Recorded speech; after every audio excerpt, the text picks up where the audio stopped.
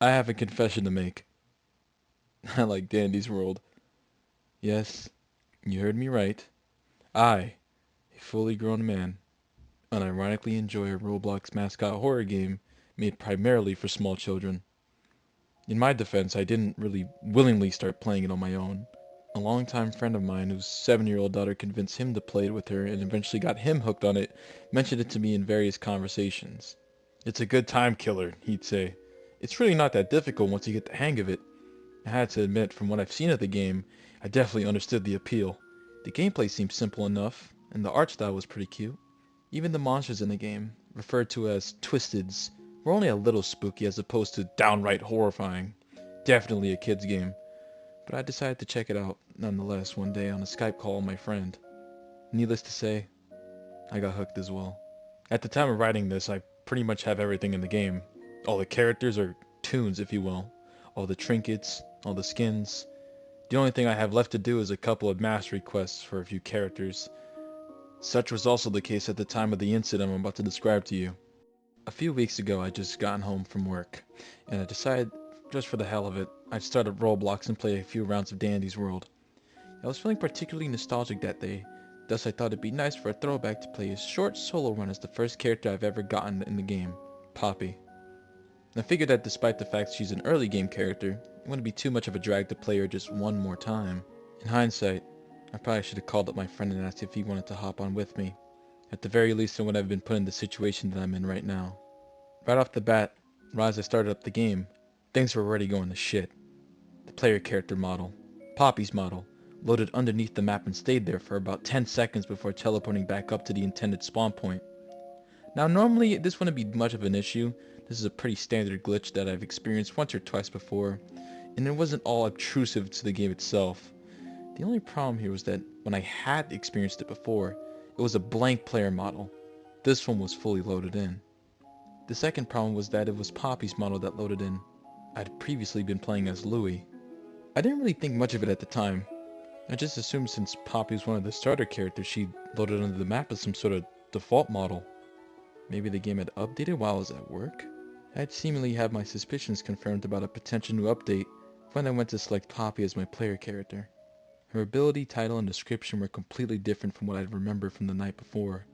Instead of Panic Pop, her ability was now only called Panic, and its description simply read, "Pure adrenaline."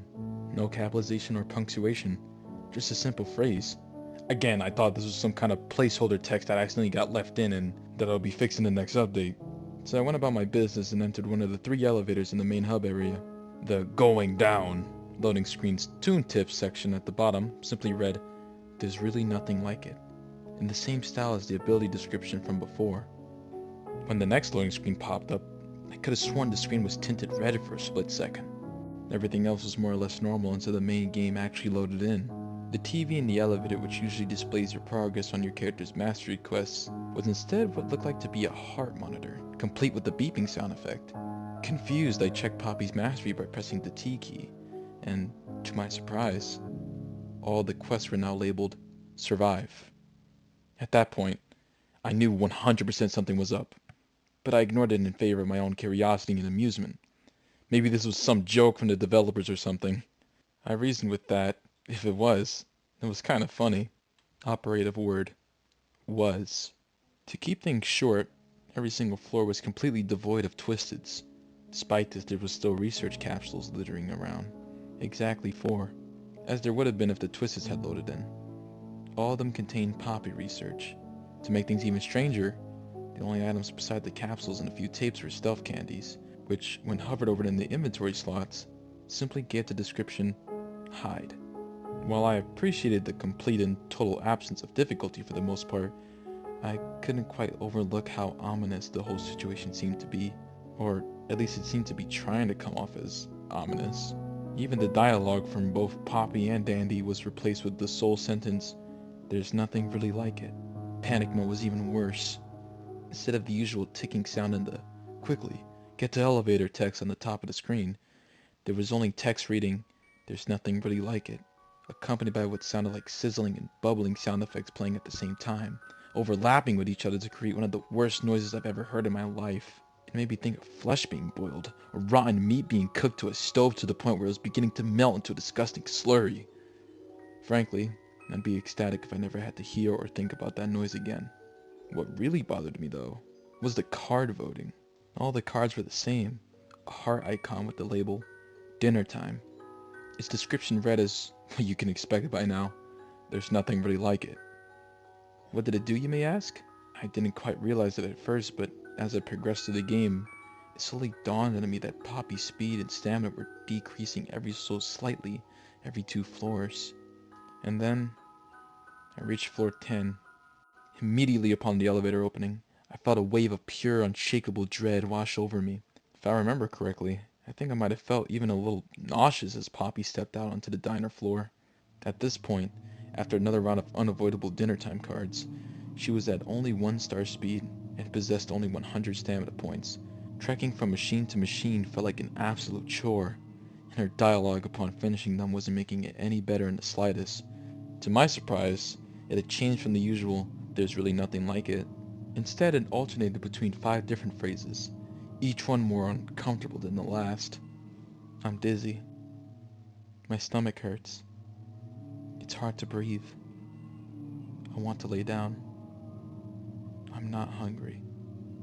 After I completed the last machine, the panic sound I dreaded somehow got even worse as well. Instead of the sizzling, bubbling fusion from before, I was met with gurgling. It sounded like if someone was choking on their own fluids while having a microphone shoved down their throat. For several horrifying seconds, I genuinely believed I was hearing the audio of someone actually dying. I was so appalled that I almost didn't see the text at the top of the screen that accompanied the nightmarish sound.